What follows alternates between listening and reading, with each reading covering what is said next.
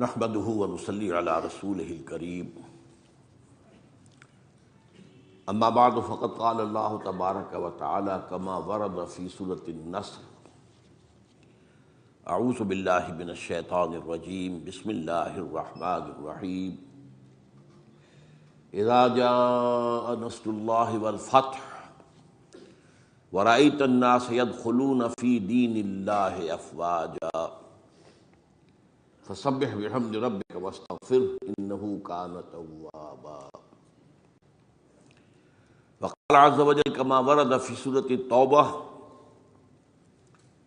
فإذا انسلخ الأشهر الحرم فاقتلوا المشركين حيث وجدتموهم وخذوهم واقعدوا لهم كل مرصد فإن تابوا وأقاموا الصلاة وآتوا الزكاة فخلوا سبيلهم إن الله غفور رحيم.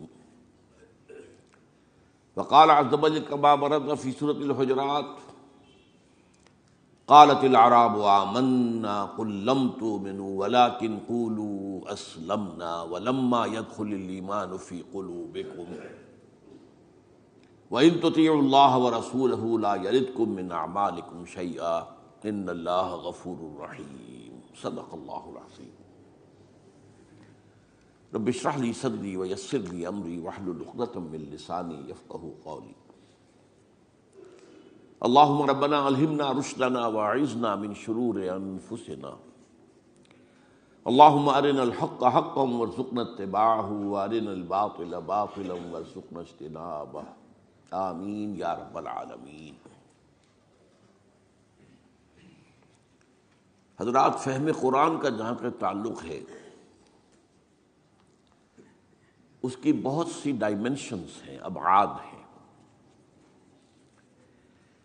ایک اس کا میٹافزیکل پہلو ہے، ما وراء طبیعیاتی عقائد، نظریات، ایمان کا تعلق اس سے. ایک اس کا مورل اسپیکٹ ہے، اخلاقیات، عام انسانی اخلاقیات بھی، اور خصوصاً پھر اس میں جو ایک منزل تعمیر ہوتی ہے ایمان کی بنیاد پر، اسلام کی بنیاد پر. اسی طرح اس کا ایک اسپیکٹ جو ہے یا ایک ڈائمنشن جو ہے وہ فزیکل سائنسز کے حوالے سے، اور آج کل اس پر کافی توجہ ہو رہی ہے. متعدد کتابیں جو ہیں اس موضوع پر چھپی ہیں کہ جو فزیکل سائنسز کے فینومینا کا ذکر ہے قرآن مجید میں، وہ قرآن کی حقانیت کو گویا کہ دن بدن مزید مبرہن کرتا چلا جا رہا ہے. قرآن مجید نے کہا بھی تھا یہ سورہ حامیم اور سجدہ کے آخر میں، سنُرِیہم آیاتنا فی الآفاق وفی انفسہم حتی یتبین لہم انہ الحق. ہم انہیں اپنی نشانیاں دکھائیں گے، آفاق میں بھی اور ان کے اپنے اندر بھی، نفسیات میں بھی، اور یہ جو کاسمولوجی کہہ لیں اسے، ہر چیز کے اندر ہماری نشانیاں ہیں، اور وہ روز روشن کی طرح عیاں ہوتی چلی جائے گی، یہاں تک کہ انہیں یقین ہو جائے گا کہ قرآن ہی حق ہے. یہ باتیں قرآن نے 1400 برس قبل بتائی تھی، جن تک ہماری سائنس آج پہنچی ہے بمشکل. یہ بھی ایک اسپیکٹ ہے. تو یہ مختلف اسپیکٹس ہیں جن کو میں ڈائمنشنز بھی کہہ رہا ہوں قرآن مجید کی تعلیمات اور قرآن کے فہم کے ضمن میں. ایک خاص اس کا جو فہم ہے، اس کی جو ڈائمنشن ہے، وہ اس کے بغیر انسان حاصل نہیں کر سکتا جب تک کہ یہ نہ سمجھے کہ یہ قرآن ایک مینول آف ریولیوشن ہے، ہدایت نامہ انقلاب. انقلاب کیسے برپا کیا جائے، اس کے مختلف مراحل پر کیا ہدایات ہیں، اس میں کیا ترتیب ہوگی. تو اس پہلو سے واقعہ یہ ہے کہ قرآن مجید کا یہ فہم جو ہے کہ یہ ایک مینول آف ریولیوشن ہے. جیسے ہم جب میڈیکل کالج میں داخل ہوئے تو مینول آف ڈسیکشن، اناٹمی کے ضمن میں سب سے پہلی اہم کتاب ہمیں یہ ملی تھی. ہدایات تھیں، ذرا فلاں جگہ پر ڈیڈ باڈی کے اوپر ڈسیکشن ہوتی تھی، وہاں شگاف دو تو یہ نظر آئے گا، پھر ذرا اس کو ہٹاؤ تو یہ نظر آئے گا، پھر اس کو ادھر کرو تو یہ نظر آئے گا. اسی طرح قرآن مجید ایک انقلابی عمل کے مختلف مراحل کو کھولتا چلا جاتا ہے. جب تک کوئی شخص اس پہلو سے قرآن پر غور نہ کرے، قرآن کا یہ خاص پہلو جو ہے فہم کا، وہ اس پر واضح نہیں ہو سکتا۔ اسی طرح سیرت النبی کا معاملہ ہے۔ سیرت النبی ایک ہے واقعات کے حوالے سے، ایک یہ کہ حضور کی جو خلق عظیم ہے، آپ کے اخلاق فاضلہ ہیں، ان کے حوالے سے ظاہر بات ہے کہ مختلف پہلو ہیں سیرت النبی کے بھی،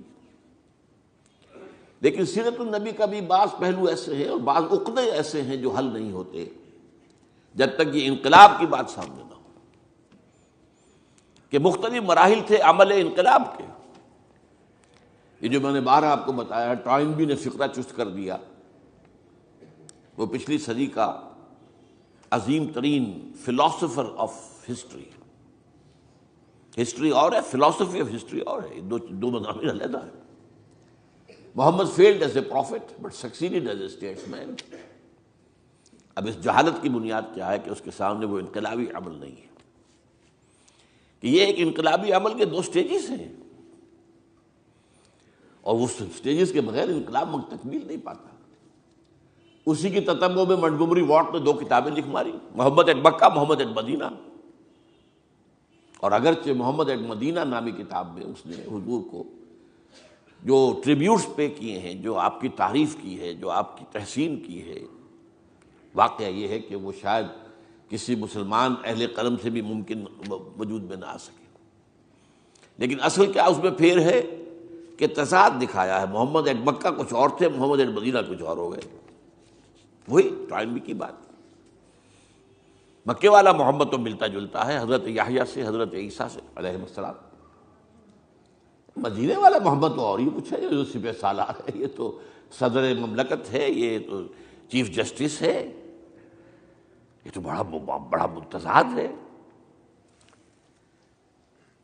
اسی طریقے سے واقعہ یہ ہے کہ ایک عام آدمی کے لیے بھی سوال سامنے آتا ہے کہ ایک تضاد نظر آ رہا ہے۔ مکے میں حکم یہ ہے چاہے تمہارے جسم کے ٹکڑے اڑا دیے جائیں، تم نے ہاتھ نہیں اٹھانا۔ مدینے میں آ کر آتا ہے کہ وہ اینٹ کا جواب پتھر سے دو، تضاد ہے کہ نہیں؟ تو ایک عام شخص جو ہے اس پہ اعتراض کر سکتا ہے۔ اسی طرح صلح حدیبیہ میں دب کر صلح کی جا رہی ہے، جبکہ صحابہ کرام کا خون کھول رہا ہے، لیکن 1 سال کے بعد جب مکے کا سردار آتا ہے مدینے خود چل کر کے صلح کی تجدید کر لیجیے، حضور سن بھی نہیں رہے بات اس کی۔ تضاد ہے کہ نہیں؟ یہ تضادات حل ہوتے ہیں اس سے کہ ایک انقلابی عمل تھا۔ انقلابی عمل میں ایک مرحلہ ہوتا ہے ایک جماعت تیار کرنا، ڈیڈیکیٹڈ لوگ، کمیٹڈ لوگ، ڈسپلنڈ لوگ، تن من دھن قربان کر دینے کے لیے تیار لوگ۔ پہلا مرحلہ یہ ہے، اس کے تقاضے کچھ اور ہیں، اور دوسرے مرحلے میں اس طاقت کو ٹکرانا ہے، باطل کی قوت سے ٹکر لینی ہے۔ تو یہ 2 مرحلے ہیں، پہلے مرحلے کا تقاضا کچھ اور ہے، دوسرے مرحلے کا تقاضا کچھ اور ہے۔ تو اگر یہ ریولوشنری پروسیس سامنے نہ ہو تو یہ مسائل حل نہیں ہوتے۔ اسی طریقے سے یہ جو حضور کی ہی حیات طیبہ کے دوران ایک بغاوت کی سی کیفیت عرب کے اندر پیدا ہو گئی اور بڑی زبردست خانہ جنگی ہوئی حضور کے وصال کے فوراً بعد۔ پھر خلفائے ثلاثہ جو ہیں وہ شہید کیے گئے۔ اس کا تاریخی پس منظر بھی آپ کو سمجھ میں نہیں آ سکتا، یہ کیوں ہے؟ یہ آئسولیٹڈ واقعات نہیں ہیں، یہ در حقیقت ایک بات سمجھ لیں گے تو سمجھ میں آ جائے گی۔ وہ کیا ہے؟ ہر ریولوشن کا خاصہ ہے، یہ لازمی بات ہے کہ جب وہ کامیاب ہو جاتا ہے تو اس کے کچھ عرصے کے بعد کاؤنٹر ریولوشنری موومنٹ شروع ہوتی ہے۔ ہوتا کیا ہے؟ ایک جماعت انقلاب لانے کے لیے کھڑی ہوئی، اس نے قربانیاں دیں، اس نے سب تقاضے پورے کیے، جو مخالفین تھے مخالفت کرتے رہے، مقابلہ کرتے رہے، ریزسٹ کرتے رہے۔ ایک جگہ پر آگے محسوس کیا کہ اب ہم ریزسٹ نہیں کر سکتے، it's no use continuing resistance, لہذا سر جھکا لو بھائی۔ میں کہا کرتا ہوں اس کو پنجابی میں جو کہتے ہیں نیوی پاؤ، اس وقت تو جو ہے سر جھکا لو، لیکن ذرا وقت ملے گا پھر ہم ذرا موقع محل دیکھ کر وار کریں گے۔ یہ ہر ریولوشن کا خاصہ ہے، ہر ریولوشن کا، کہ آخری سٹیج پر آ کر مخالفین جو انقلاب کے ہوتے ہیں وہ دب جاتے ہیں، چھپ جاتے ہیں، کور لے لیتے ہیں، اور پھر موقع دیکھتے ہیں اور موقع پر پھر وہ بغاوت کرتے ہیں، اس ریولوشن کو ختم کرنے کی کوشش کرتے ہیں۔ یہ چیز جو ہے اگر آپ کو سمجھ میں آ جائے تو در حقیقت وہ واقعات جو ہیں جن کی طرف میں نے اشارہ کیا کہ حضور کی زندگی ہی کے اندر وہ آثار شروع ہو گئے تھے۔ چنانچہ مدعیان نبوت کھڑے ہو گئے۔ آپ کو معلوم ہے طلیحہ اسدی، مسیلمہ کذاب یمامہ کا، اسود عنسی، سجا ایک عورت، اپنے اپنے علاقوں میں انبیاء نبی ہیں۔ انہوں نے سوچا یہ محمد کو اتنی بڑی کامیابی نبوت سے حاصل ہو گئی صلی اللہ علیہ وسلم، دعویٰ نبوت ہی تھا نا، آؤ نا ہم بھی سیر کریں کوہ طور کی، چلو دعویٰ کرو تم۔ اور ان کے گرد خاصی بڑی بڑی طاقتیں جمع ہو گئی تھی، کافی بڑی بڑی طاقتیں جمع ہو گئی تھی۔ چنانچہ مسیلمہ کذاب نے تو جو رزسٹ کیا ہے، کیونکہ بالآخر جو ہے یہ ایک نبی نبوت کا دعویٰ کرنے والا مرد مسیلمہ اور ایک عورت سجا، ان دونوں نے آپس میں شادی بھی کر لی تھی، وہ تو ڈبل نبوت ہو گئی پھر۔ اور ان کی بہت بڑی طاقت تھی، بہت بڑی طاقت۔ یہ یمامہ کے علاقے کے لوگ جو ہیں بنو تمیم، یہ بہت تند خو، بہت سرکش، بہت جنگجو، بہت سخت لوگ تھے۔ ان کو رجسٹ کرنا آسان نہیں ہوا۔ ایک مرتبہ تو ایک لشکر جو حضرت ابوبکر نے بھیجا اس کو تو شکست ہوئی، اس کے بعد حضرت خالد بن ولید رضی اللہ تعالیٰ عنہ کو بھیجا ہے، تو بہرحال ان کو تو حضور نے خطاب دیا تھا، خالد سیف من سیوف اللہ، یہ تو اللہ کی تلواروں میں سے ایک تلوار ہے، اللہ نے فتح دی، لیکن لگ بھگ 1200 صحابہ شہید ہوئے ہیں اس جنگ میں، جن میں 500 حفاظ بھی تھے۔ چنانچہ اسی سے اندیشہ پیدا ہوا تھا کہ یہ تو قرآن مجید ضائع ہو جائے گا، ابھی تک ہمارے پاس کتابی شکل میں تو ہے نہیں، در چھپے ہوئے نسخے چھاپا کھانا کا سوال ہی نہیں تھا، اصل حفاظت اس کی سینوں کے ذریعے سے ہو رہی تھی۔ اگر حفاظ کا یہ معاملہ ہوا تو قرآن مجید ضائع نہ ہو جائے۔ اس پر حضرت ابوبکر سے کہا گیا کہ آپ اس قرآن کو جمع کروائیں اور اسے ایک کتابی شکل دیں۔ پہلے ریلکٹنٹ رہے ہوئے حضرت ابوبکر کہ جو کام حضور نے نہیں کیا میں کیوں کروں، لیکن پھر جب دلائل سامنے آئے کہ واقعتاً تقاضا ہے تو آپ نے مانا۔ پھر جو بھی کاتبان وحی تھے حضور کے زمانے سب کو جمع کیا، اور زید بن ثابت رضی اللہ تعالیٰ عنہ کو ان کا جو ہے چیئرمین بنایا اس کمیٹی نے۔ پھر جس کے پاس قرآن مجید لکھا ہوا کچھ تھا، کسی کے پاس اونٹ کی جو یہ اسکیپولا ہوتا ہے، یہ شانے کی ہڈی بڑی چوڑی ہوتی ہے تختی کی طرح، کسی نے اس پر کچھ لکھا ہوا ہے، کسی نے کوئی چمڑے کے اوپر کچھ لکھا ہوا ہے، کسی نے کسی کپڑے پہ لکھا ہوا ہے، کسی نے کوئی کاغذ مل گیا تو کیا ہی کہنے ہیں۔ تو پھر وہ جمع کیا گیا، اور پھر سب جو ہے جو حفاظ بھی موجود تھے ان کے ذریعے سے پھر یہ کتابی شکل دی گئی۔ اس وجہ سے تو یہ جو ایک زبردست قسم کی تحریک اٹھی تھی وہ کیوں اٹھی تھی؟ اب اس کا تجزیہ کیجیے۔ اصل میں نے جو آیات آپ کے سامنے پڑھی وہ کیوں پڑھی اس حوالے سے؟ پہلی بات تو نوٹ کیجیے، اذا جاء نصر اللہ والفتح ورأیت الناس يدخلون فی دین اللہ افواجا، جب اللہ کی مدد آ گئی اور فتح ہو گئی اور آپ نے دیکھا کہ لوگ اللہ کے دین میں فوج در فوج داخل ہو رہے ہیں، یہ جو فوج در فوج داخل ہونے کا فینومینن ہے، کیا اس میں یہ بات سمجھ میں آتی ہے کہ سب کے سب خالص مخلص مومن تھے؟ وہ تو یہ ہے کہ فتح کے بعد اب انہوں نے سمجھا کہ جب مسلمانوں نے مکہ فتح کر لیا تو اب کون ان کے مقابلے میں آئے گا؟ قریش شکست کھا گئے، it's no use continuing resistance, let us go and declare our submission, جائیں ہم کہہ دیں ٹھیک ہے تسلیم کرتے۔ تو یہ دین میں داخل ہونا تھا، یہاں لفظ ایمان نہیں لایا گیا، اس نظام اطاعت میں شامل ہو گئے. اس کو نوٹ کیجئے اس بات کو. اذا جاء نصر اللہ والفتح ورأیت الناس يدخلون فی دین اللہ افواجا، اللہ کے دین میں داخل ہو گئے، اس نظام اطاعت کے اندر داخل ہو گئے، اور انہوں نے کہا سمعنا واطعنا، اب ہم سنیں گے اور مانیں گے. اچھا یہ تو وہ فتح مکہ کے بعد. اس کے 1 سال کے بعد جب سورہ توبہ نازل ہو گئی اور مشرکین عرب کو آخری مہلت دے دی گئی، صرف 4 مہینے کی مہلت ہے، یا ایمان لاؤ یا تمہارا قتل عام ہو جائے گا. اس کا میں پس منظر کئی دفعہ بیان کر چکا ہوں. جو 40 نووی میں حدیث آئی تھی اس کے حوالے سے بھی تفصیل سے بیان کر چکا ہوں. اللہ تعالیٰ اپنے رسول جس قوم کی طرف بھیجتا تھا وہ قوم اگر انکار کرتی تھی تو ہلاک کر دی جاتی. یہ مرحلہ آیا ہے اب قریش کے لیے، یا مانو یا ہلاکت.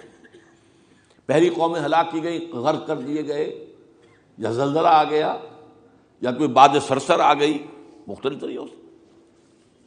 ایک طریقہ یہ بھی تھا کہ مسلمانوں کے ہاتھوں قتل کر دیے گئے.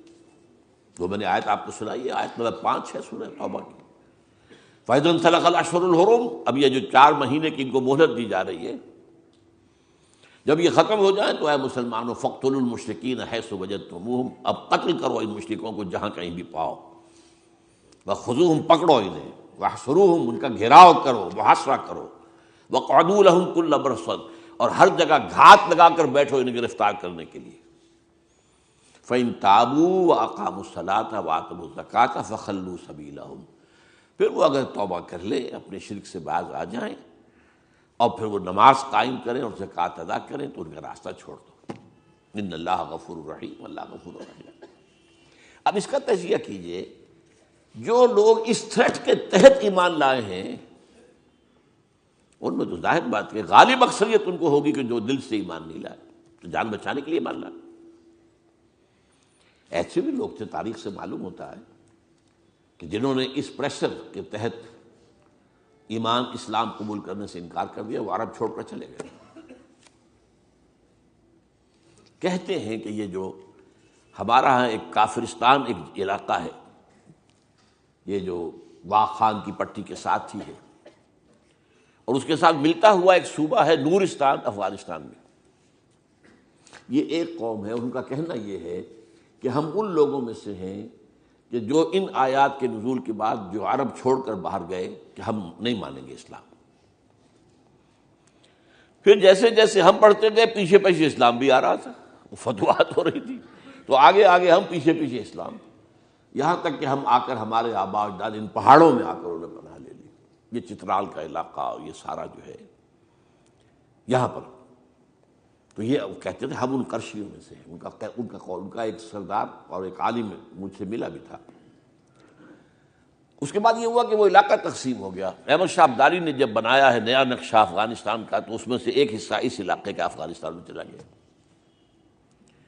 وہاں امیر دوست محمد والی کابل نے انہیں کر دیا، ایک وارن کر دیا کہ اب اتنی مہلت کے اندر ایمان لاؤ یا قتل کر دیے جاؤ گے. یعنی وہ سزا جس سے بھاگے تھے تمہارے آباء و اجداد، وہ یہاں آ جائے گی. وہ ایمان لے آئے. وہ علاقہ نورستان کہلاتا ہے، اسلام کے نور سے منور ہو گیا وہ. اور اس کے ساتھ کا علاقہ پاکستان میں وہ ابھی تک کافرستان ہے. اس کو انہوں نے بلکہ ہماری حکومت نے بھی مینٹین کیا ہوا ہے. وہاں کسی کو تبلیغ کی اجازت نہیں ہے، کچھ نہیں. وہ چاہتے ہیں کہ یہ سیاحت کے لیے سیاحوں کی آمد وہ دیکھیں آ کر ان لوگوں کو، تو وہ برقرار رکھا ہو پورا علاقہ.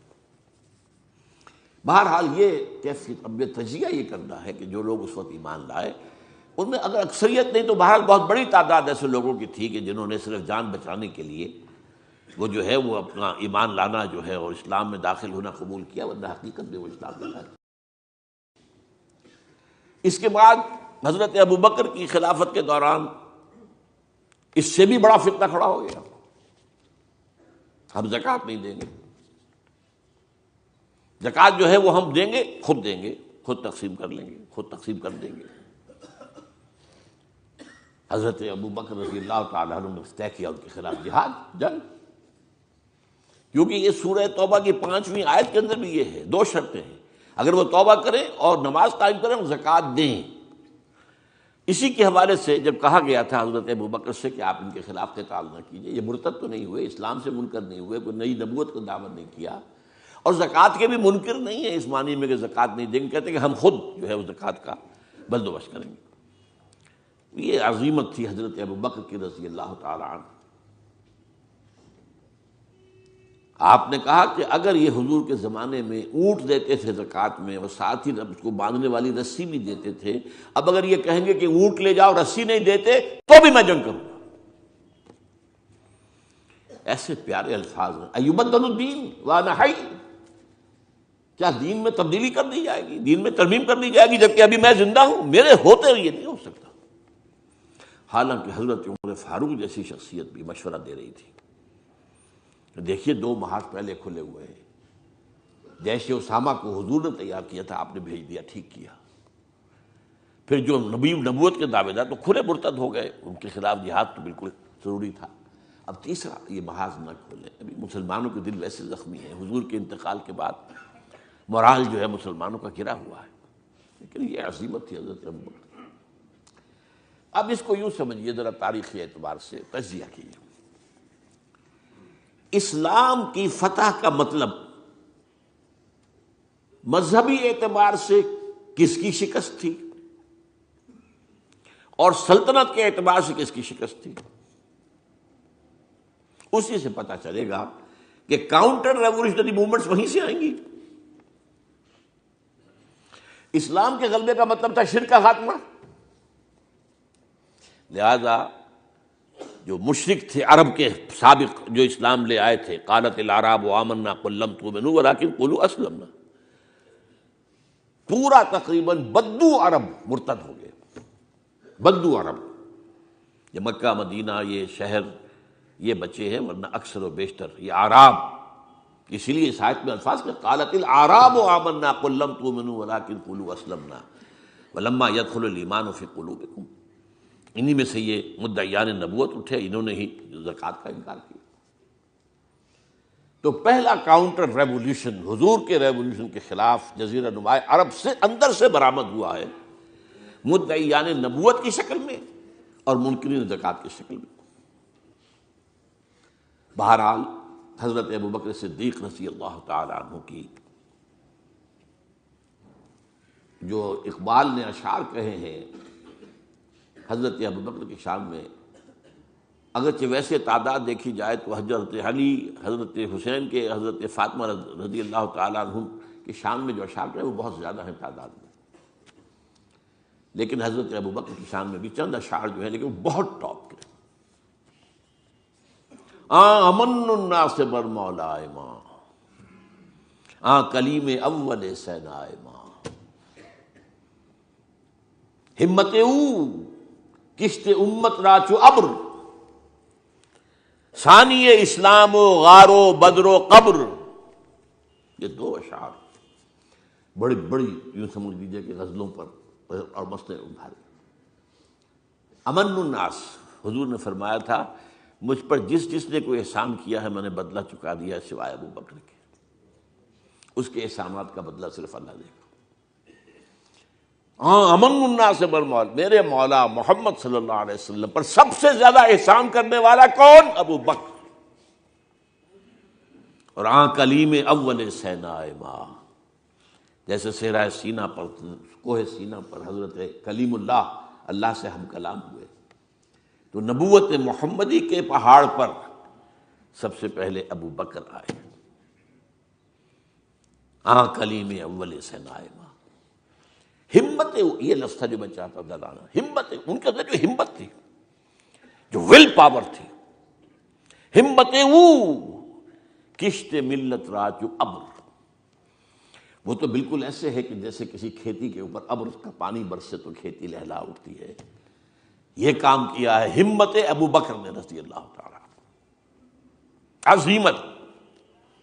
اور پھر جو بات کہی ہے ثانی اسلام و غار و بدر و قبر، پورے دیوان اسے ایک مصرے کے اوپر جو ہے نثار کر دیے جائیں۔ اسلام میں بھی نمبر 2 حضور کے بعد پہلے کون؟ ابو بکر۔ غار میں نمبر 2، غار ثور میں حضور کے ساتھ کون؟ ابو بکر۔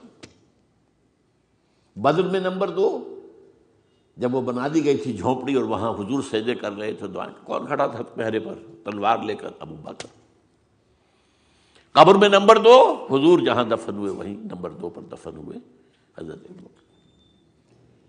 بہرحال یہ جو پہلا کاؤنٹر ریولیوشنری موومنٹ تھی جو عرب سے اٹھی ہے، حضرت ابو بکر کی ہمت و عزیمت نے اس کو کچل کر اور گویا کہ کنسولیڈیٹ کر دیا اثر نو ریولیوشن آف محمد صلی اللہ علیہ وسلم کو۔ وہ انقلاب پھر محکم ہو گیا، مستحکم ہو گیا، اور اب حضرت عمر کے حوالے ہو گئی بات۔ اچھا، مذاہب میں کس مذہب نے سب سے زیادہ زک اٹھائی اسلام سے؟ پہلے شرک، دوسرا یہودیت۔ عیسائیت سے تو مقابلہ ہوا ہی نہیں، کوئی جنگ نہیں ہوئی رہی عیسائیوں سے۔ غزوہ موتا ہوا لیکن وہ بھی آخری دنوں میں، اور میں کئی دفعہ بیان کر چکا ہوں کہ عیسائیوں کا طرز عمل مسلمانوں کے ساتھ بہت بہتر تھا۔ نجاشی نے پناہ دی تھی، ہرقل جو ہے تیار تھا اسلام لانے کے لیے۔ ہرقلیس چاہتا کیا تھا؟ جیسے سن 300 عیسوی میں قسطنطین جو ایمپرر تھا روم کا، وہ عیسائی ہو گیا اور پوری مملکت عیسائی ہو گئی، تو نظام انٹیکٹ رہا، ایمپرر جو کا تو قائم رہا۔ اگر صرف ایمپرر قبول کرتا، پوری قوم نہ کرتی، تو معاملہ فساد ہو جاتا۔ وہ یہ چاہتا تھا کہ اب میری پوری قوم میرے ساتھ جو اسلام لے آئے۔ وہ ایک لمبی بات ہے، اس وقت میں تفصیل میں نہیں جا سکتا، بہت پیاری حدیث ہے، بڑی طویل، جو اس کا مکالمہ ہے، جو کہ اس نے ابو سفیان سے اس وقت تک ایمان وہ نہیں لائے تھے۔ جب حضور کا خط پہنچا ہرقل کے پاس تو اس نے کہا کہیں کوئی عرب کے کوئی لوگ آئے ہوئے ہیں آس پاس، کوئی تاجر آیا کرتے تھے وہاں، معلوم وہاں ایک قبیلہ آیا ہوا، تو ان میں وہ ابو سفیان قبیلہ لے کر گئے ہوئے تھے، ان کو بلایا گیا۔ بہرحال وہ ایک لمبی بات ہے، حدیث ہے موجود بخاری کے۔ یہودیت کی کمر ٹوٹی، 3 ان کے قبیلے تھے بڑے زوردار، وہ مدینے سے نکالے گئے۔ ایک قبیلے کے تو تمام جوان مردوں کو قتل کیا گیا۔ پھر ان کے مضبوط قلعے تھے خیبر کے علاقے کے اندر، فدق اور یہ، ان سب میں سے نکالا گیا۔ تو جو ایگریوڈ پارٹیز تھیں، تو ایک اعتبار سے شرک، مشرکین، ان کی طرف سے تو آ گیا رد عمل، کاؤنٹر ریولیوشن، یہ حضرت ابو بکر کے دور ہی میں۔ لیکن میں یہودیوں کا ذکر اب بعد میں کروں گا۔ سلطنت کے اعتبار سے جس سلطنت کے چیتھڑے اڑ گئے وہ سلطنت ایران تھی، حضرت عمر کے ہاتھوں تو ختم ہو گیا، نسیہ منسیہ۔ سلطنت روما، اس کی صرف ایک ٹانگ ٹوٹی تھی 3 میں سے۔ وہ 3 بر اعظموں پر پھیلی ہوئی سلطنت تھی Roman empire. Eastern Europe, northern Africa, western Asia. Western Asia میں شام اور ترکی کا علاقہ، شام لیا گیا اس سے، باقی تو اس کے پاس رہا، مشرقی یورپ بھی رہا، شمالی افریقہ بھی رہا، وہ رفتہ رفتہ بعد میں جو ہے گیا۔ لیکن یہ کہ اصل میں جو ہے پہلے مرحلے میں اس کی ایک ٹانگ ٹوٹی، ایک ایران کا خاتمہ ہو گیا۔ اور ایرانی بے انتہا نسل پرست، ان میں اپنی ریشیل سپیریورٹی کا بہت احساس ہے، نسلی برتری کا، اپنی تاریخ پر بہت ناز ہے، شہنشاہیت کی تاریخ جو کہ خسرو سے شروع ہوتی ہے، سائرس سے، پھر ڈیریس جیسا عظیم فاتح۔ بڑی عظیم تاریخ ہے ایران کی، اس کو یوں سمجھیں، یہ معمولی شے نہیں ہے ایران، بہت عظیم تاریخ، اور کئی 100 برس تک تو سارا معاملہ جو ہے، جسے آپ وہ سی100 کہتے ہیں، تو یہ 2 سپر پاورز نہیں ہیں، ایران اور روم، ایران اور روم، ایران اور روم۔ کبھی ایران غالب آ گیا روم بیٹھ گیا، کبھی روم غالب آ گیا ایران بیٹھ گیا۔ قرآن مجید میں ایک پوری سورت جو ہے سورہ روم کے نام سے ہے کہ نہیں؟ الف لام میم غلبت الروم فی ادنی الارض وهم من بعد غلبهم سیغلبون فی بضع سنین۔ بہرحال ایران کا جو پرخچے اڑے ہیں، بادشاہت ختم ہوئی ہے، اس کا وار آیا ہے حضرت عمر پر۔ یہ چونکہ ہوا حضرت عمر کے ہاتھوں، لہذا ایرانیوں کے نزدیک مبغوض ترین شخص حضرت عمر ہے، اور حضرت عمر سے نفرت ان کی جبلت کے اندر ہے، ان کے جینز میں ہے۔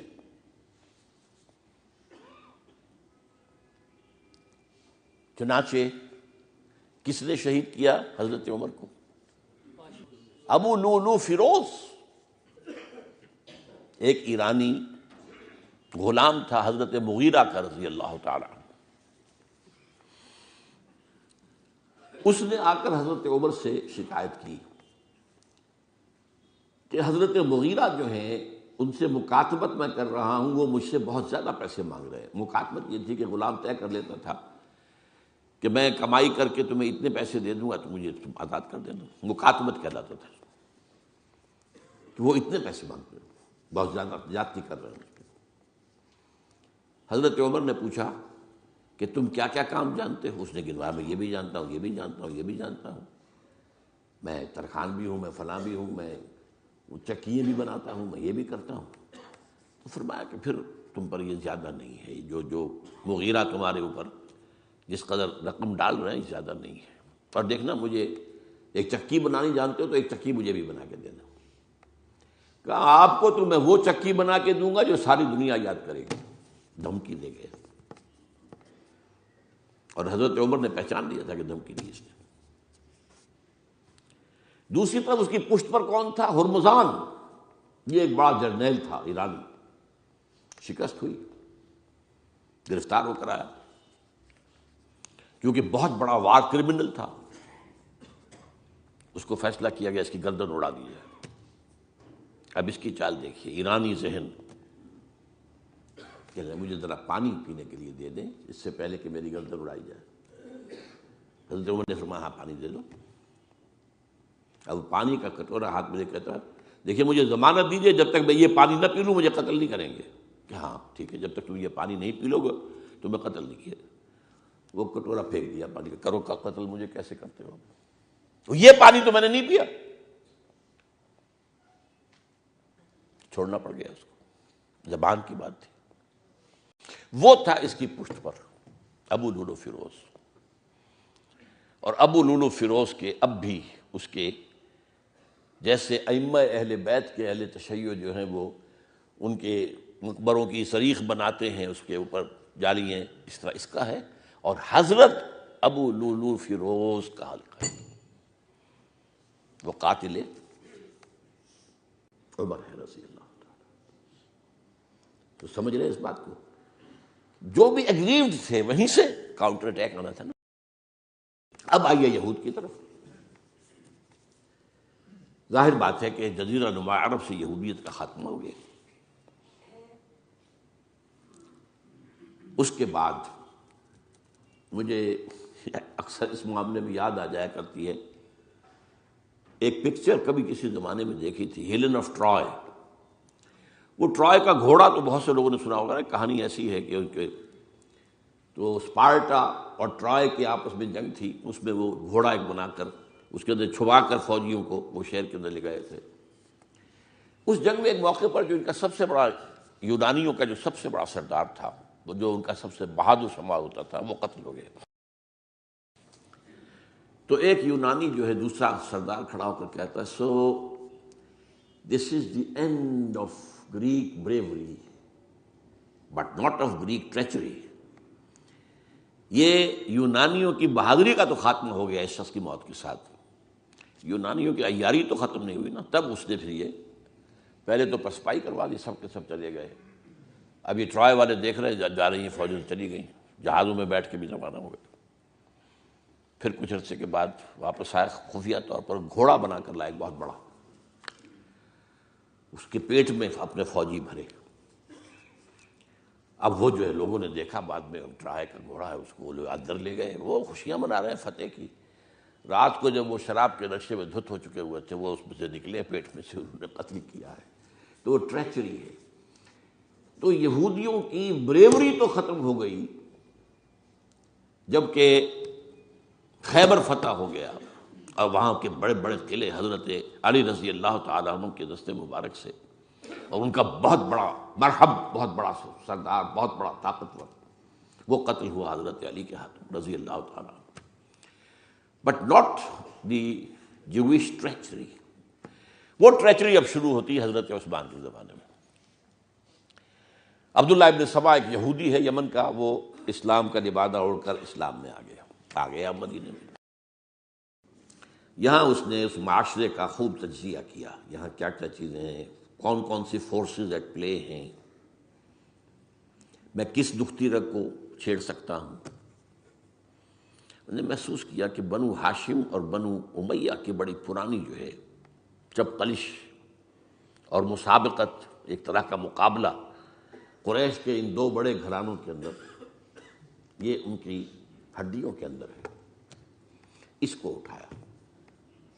اب عجیب بات اصل میں یہ ہے کہ خلیفہ اول نہ بنو امیہ میں سے تھے نہ بنو ہاشم میں سے. بنو ہاشم اور بنو امیہ کا معاملہ تھا. قریش تو سب ہے، جیسے وٹو بہت بڑا قبیلہ ہے، وہ مانے کے، لالے کے، شامد کے، یہ پھر ایک ایک شخص کے نام سے ہوتے. لالے کے کوئی لالا ان میں سے ہوگا، اس کے لالے والے ہو گئے. شامد کوئی شاہ محمد ہوگا، اس کے اولاد جو ہے وہ شامد کے ہو گئے. تو یہ مانے کے لالے کے، یہ سب کیا وٹو ہیں. تو قریش جو ہے ایک بڑا قبیلہ تھا، اس میں گھرانے یہ تھے بنو امیہ، بنو ہاشم. حضرت ابو بکر نہ بنو ہاشم میں سے تھے نہ بنو امیہ میں سے تھے، بنو تیم میں سے تھے، چھوٹا سا قبیلہ تھا. حضرت عمر بھی نہ بنو ہاشم میں سے تھے نہ بنو امیہ میں سے تھے، بنو عدی میں سے تھے. اب یہ حضرت عثمان تھے کہ جو بنو امیہ میں سے تھے. یہاں سے اس نے اٹھائی بات اور ایسی ایسی باتیں شروع کی جو عوام جو ہیں، جو پورا رسوخ فی العلم حاصل نہیں ہوتا، وہ اس کے اندر بہہ جاتے ہیں. دیکھو یہ کیسے ہو سکتا ہے کہ ہمارے نبی جو ہیں وہ تو زمین میں دفن ہیں اور عیسیٰ جو ہے آسمان پر بیٹھے ہیں، اور عیسیٰ تو دوبارہ آئیں گے اور ہمارے نبی نہیں آئیں گے وہ بھی آئیں گے. اور ہر نبی کا ایک وصی ہوتا ہے. محمد کا وصی علی ہے، اسے ہونا چاہیے خلیفہ، وہ بنو ہاشم میں سے ہے. باقی جو بھی خلیفہ بنا ہے غاصب ہے، ابو بکر غاصب، عمر غاصب، اور اب جو ہے سب سے بڑا غاصب نہیں غصاب کہہ لیں اس کو، وہ تو بنو امیہ میں سے عثمان. ہاؤ کم، کیسے خلافت اس کی. اور اس نے اس تک بات بڑھائی ہے کہ حضرت علی تو خدا ہیں، اوتار ہیں خدا کا. یہ ساری چیز آج بھی یا علی مدد کا نعرہ جو لگ رہا ہے، یہ وہی سبائیت کے اثرات ہیں. یا اللہ مدد کا نعرہ نہیں لگاتے، یا محمد مدد کا نعرہ کوئی نہیں لگاتا، یا علی مدد. تو یہ ساری چیزیں جو ہے سمجھنے کی. حضرت علی رضی اللہ تعالیٰ عنہ کے بارے میں غالب بھی کہتا ہے مشغول حق ہوں بندگی بوتراب میں. بوتراب حضرت علی، ان کی بندگی کرتے ہوئے میں اصل میں اللہ کی بندگی، میں ان کی بندگی کرتا ہوں گویا کہ اللہ کی کرتا ہوں.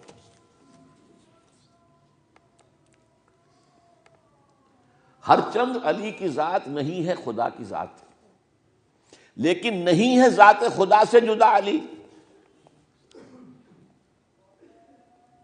یہ ساری باتیں اس نے پھیلائی اور فتنہ برپا کر. اور اس کی ایک خاص ٹیکنیک اس نے ایجاد کی. سب سے پہلے اس نے جا کر کوفے میں اپنا میدان جمایا.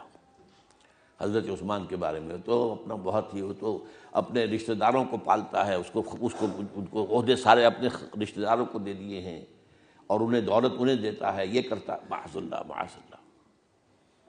وہاں پہ ذرا کسی نے جو وہاں کے گورنر تھے ذرا بات پرس کی، تو وہاں اپنے ہم خیال چھوڑ کر شام چلا گیا، وہاں جا کے وہی بات. وہاں ایک گروپ بنا لیا، پھر مصر چلا گیا، وہاں جا کر وہی بات. اب ظاہر بات ہے اس زمانے میں نہ کوئی ٹیلی کمیونیکیشن، نہ کوئی ٹیلی فون، نہ کوئی تار، کوئی اطلاعات کا وہاں پہنچنا وغیرہ. اس میں یہ ہے کہ وہ فتنہ تو جنگل کی آگ کی طرح بڑھ گیا. اس کا معالجہ کرنے والا جو ہے، اس میں حضرت معاویہ نے کہا بھی رضی اللہ تعالیٰ عنہ، آپ ہمیں اجازت دیں ہم آ کر کچل دیں ان کو. گورنر تھے شام کے، انہوں نے کہا میں فوجیں لے کر آتا ہوں ان کو کچل دیتا ہوں. حضرت عثمان فرماتے نہیں، جب تک یہ کوئی ایسا جرم کر نہ دیں کہ جس پر وہ گویا کہ زد میں آ جائیں، قانون کی زد میں. اگر یہ مجھے قتل کرنا چاہتے ہیں قتل کر دیں، پھر اس سے قصاص لے لینا، لیکن جب تک یہ قتل کرتے نہیں تو میں کس جرم میں انہیں ماروں. عمرو بن العاص کی طرف سے آتا رہا، لیکن نہیں. بہرحال یہ فتنہ اتنا بڑھا. مدینے میں حضرت علی کہتے رہے آپ ہمیں اجازت دیں، ہم ان کو ختم کریں. یہ ایک علیحدہ بات ہے. میری کتاب جو ہے شہید مظلوم کا مطالعہ کیجیے، آپ اس کی تفصیل میں جانے کا یہ موقع نہیں ہے. یہ کتنی بڑی عظیمت ہے. لوگ سمجھتے ہیں کہ یہ تو بڑی کمزوری دکھائی حضرت عثمان. میں کہتا ہوں اس سے بڑی عظیمت کوئی نہیں ہو سکتی. انہوں نے کہا میں کسی کلمہ گو کی جان لینے کو تیار نہیں ہوں جب تک کہ اس کے اوپر کوئی جرم ثابت نہ ہو جائے. کلمہ گو ہے، آپ اندازہ کیجئے، اس پر اڑے رہنا، ڈٹ جانا. یہ تو وہی بات ہے جو حابیل نے کہی تھی اپنے بھائی سے قابیل سے کہ بھائی جان اگر آپ مجھے قتل کرنے کے لیے ہاتھ بڑھائیں گے تو میں تو اپنا ہاتھ نہیں اٹھاؤں گا آپ کو قتل کرنے کے لیے. میں تو چاہتا ہوں کہ آپ اپنے گناہوں کے ساتھ میرے گناہ بھی لے جائیں. مجھے قتل کر دیں گے تو میرے گناہ جو ہے سارے آپ کے خاتمے ہو جائیں گے. حضرت عثمان 1000 مربع میل کا رقبہ ہے جس کے اوپر کہ ان کی حکومت چل رہی ہے، اور فوجیں ہیں مصر سے اور دمشق سے بار بار اجازت مانگ رہی ہیں. یہاں حضرت طلحہ، حضرت زبیر، حضرت علی اجازت مانگ رہے ہیں. نہیں، جب تک یہ کوئی جرم کر نہ لیں اس وقت تک نہیں. جب یہ جرم کر لیں گے پھر تم لینا اس سے قصاص سزا دے دینا. چنانچہ آخری وقت تک بھی یہ ہوا ہے کہ حضرت علی کے دونوں صاحبزادے حضرت حسن، حضرت حسین، حضرت عثمان کے دروازے پر کھڑے پہرا دے رہے تھے. عبداللہ ابن زبیر پہرا دے رہے تھے، لیکن وہ جو بلوائی تھے وہ پچھواڑے سے کہیں دیوار پھلانگ کے گئے، انہوں نے حضرت عثمان کو شہید کیا رضی اللہ تعالیٰ. یہ ہے اصل میں یہودیت کا بیک لیش، یہودیت کا انتقام. اور جو سازشی ذہن اللہ نے ان کو دے رکھا ہے اس میں کوئی شک نہیں. ذہین انتہائی تباہ قوم ہے، لیکن ان کا جسے ہم کہتے ہیں ایول جینیس، تو ان کی ذہانت کا جو ہے میدان سازش، اور اس میں اتنے ماہر ہیں کہ وہ زخم لگایا ہے اسلام کو، جسد ملی کو. ابھی تک اس سے خون نکل رہا ہے. یہ سنیت اور شیعت کی تقسیم کہاں سے شروع ہوئی؟ وہی سبائیت، وہیں سے تو ہے نا. حالانکہ جب حضرت علی کی بیعت ہو گئی ہے تو حضرت علی نے پھر عبداللہ ابن سوا سے کہا توبہ کرو، تم کہتے ہو کہ میں خدا ہوں، توبہ کرو ورنہ میں تمہیں زندہ جلا دوں گا. نہیں، تم ہماری جتنی چاہے آگ مالو، ہم کہتے تم اللہ ہو. اسے 40 آدمیوں سمیت حضرت علی نے زندہ جلوایا، اور یہ بات اہل تشیع کی کتابوں میں لکھی ہوئی ہے. بدقسمتی سے آج کل اگر کوئی بات کی جاتی ہے عبداللہ ابن سبا کے خلاف تو وہ سمجھتے ہیں کہ یہ شیعت کے خلاف بات ہو رہی ہے. حضرت علی نے تو خود ان کی اپنی کتابوں کے مطابق عبداللہ ابن سبا اور اس کے 40 ساتھیوں کو زندہ جلایا. تو خدا ہے تو ہمیں آزما رہا ہے. وَلَنَبْلُوَنَّكُمْ بِشَيْءٍ مِّنَ الْخَوْفِ وَالْجُوعِ وَنَقْصٍ مِّنَ الْأَمْوَالِ وَالْأَنفُسِ وَالثَّمَرَاتِ. بس اسی طرح ہماری آزمائش کر رہا ہے. بہرحال یہ ہے پس منظر حضرت عثمان کی شہادت کا رضی اللہ تعالیٰ. اقول قولی ھذا واستغفر اللہ لی ولکم ولسائر المسلمین والمسلمات.